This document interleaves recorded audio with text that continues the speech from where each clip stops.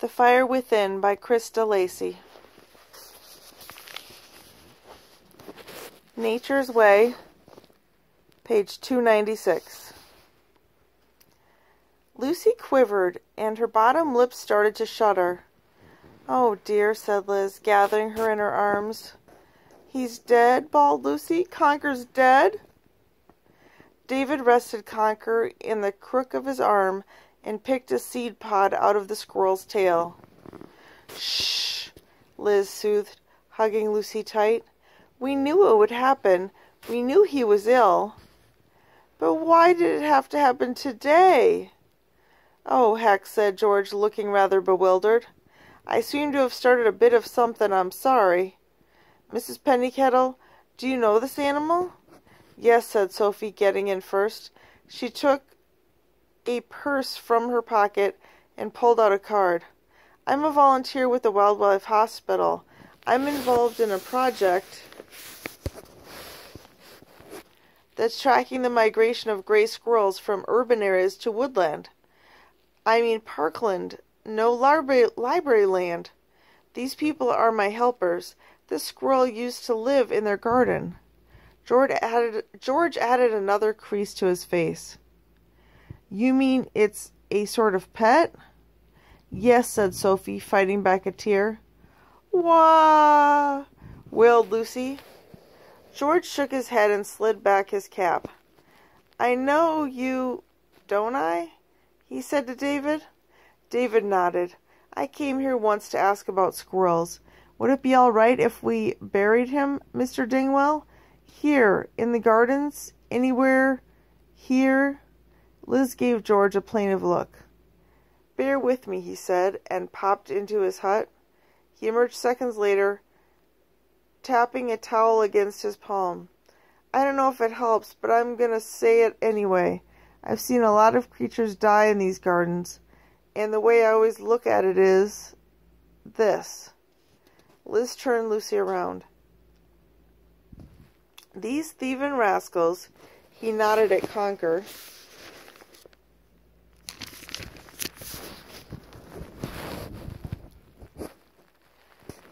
"will eat anything they can lay their graspin' paws on. Mostly they take from that oak in the clearin'. That big tree feeds them all their lives. But trees need feedin' too.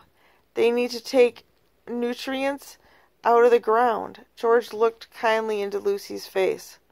"It's not pleasant, I know, to think of your squirrel lying dead in the soil, but this body will help these trees survive. So I suppose by rights he should be buried here.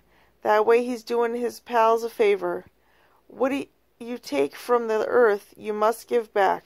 That's nature's way." Liz put a hand on Lucy's brow. "I think we understand that, don't we?" "Yes," said Lucy, with a little squeak. "Ah, well, I'd best get back to work," said George. He nodded at Liz and tugged his cap, then handed the trowel to David. "Here, you'll be needing this. Plant him where he can do some good." At Sophie's suggestion, they took Conker back to the horse chestnut tree. David laid him down around the back of the tree, where the soil was dry and easier to dig in.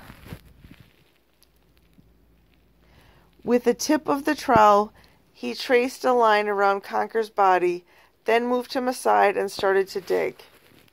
Lucy stroked Conker and talked to him constantly. She told him she loved him and always would. She chattered about the garden in Wayward Crescent, the feeling of the oak tree, David coming, the dray in the roof, Mr. Bacon's trap, Caraticus's claw, the ongoing story of Snigger and the Nut Beast. "The best birthday present ever," she said, and how everyone, Snigger especially, would miss him.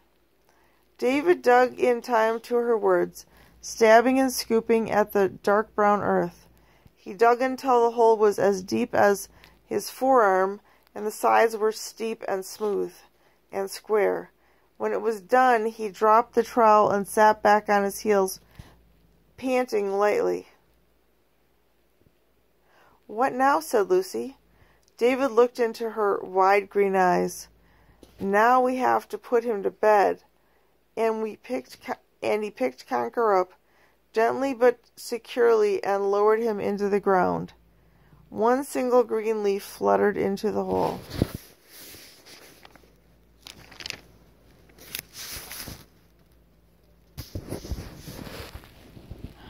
David stood up, brushing down his coat, triggering a minor avalanche of soil. Sophie crumpled, uncrumpled, and recrumpled a tissue. Lucy started to weep again. Don't be sad, said Liz. Look how pretty and peaceful he is. Conker's slim gray body lay curved across the grave, sort of like a miniature rainbow. Did anything hurt him? Lucy asked, almost having to hiccup the words. No, I don't think so, David said quietly. Lucy knelt down, kissed one finger, and touched it to the scar above Conker's eye. He looks like he's sleeping, doesn't he, Mom? Yes, said Liz. He wuzzled off nicely. David's blue eyes filmed with tears. He picked up the gardener's trowel and cleared it doggedly with his thumb. Come on, let's tuck him in together, said Liz. She crouched down, scooped up the handful of soil, and let it tumble into the grave.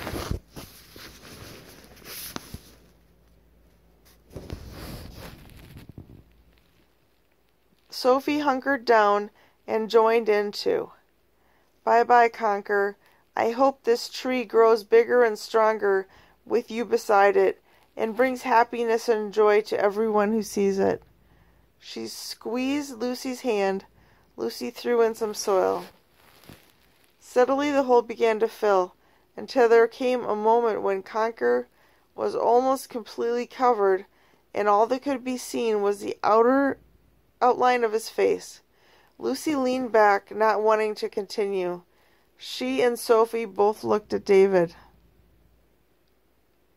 David found a subtle lump of soil and broke it slowly in his fist. Whispering a last goodbye, he moved his hand over Conker's body. The dry earth trickled through his fingers. Pitter-patter, dust to dust. He shuddered and closed his eyes. When he opened them again, Conker was gone. From that moment on, Lucy took over. With Sophie's help, she pushed the remaining soil into the grave and patted it down with her gloveless hands. While they were covering the site with underbrush, Liz drifted away to talk to David.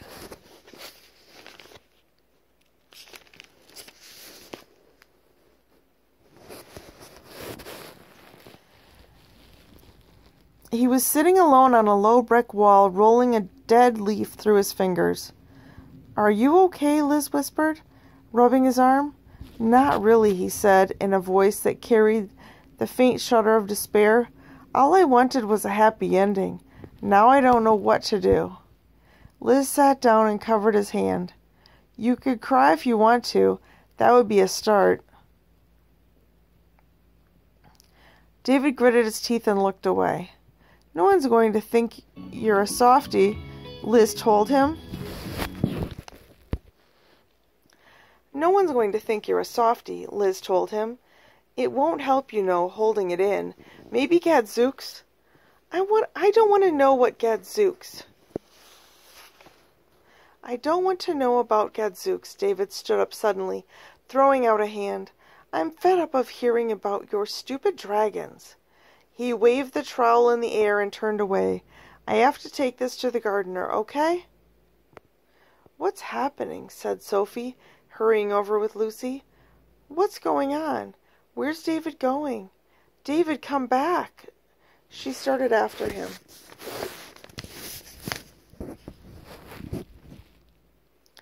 Lucy looked worriedly at her mom.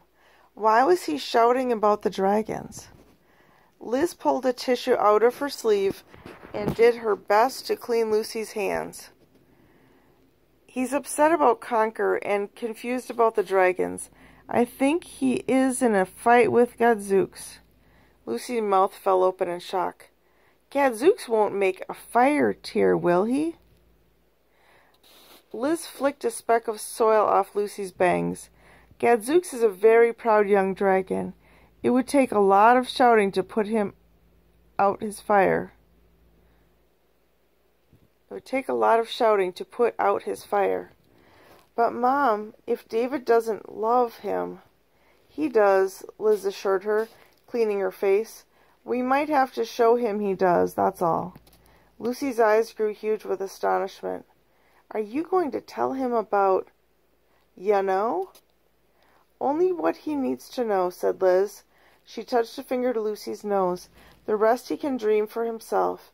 After all, he's very good at making up stories, isn't he?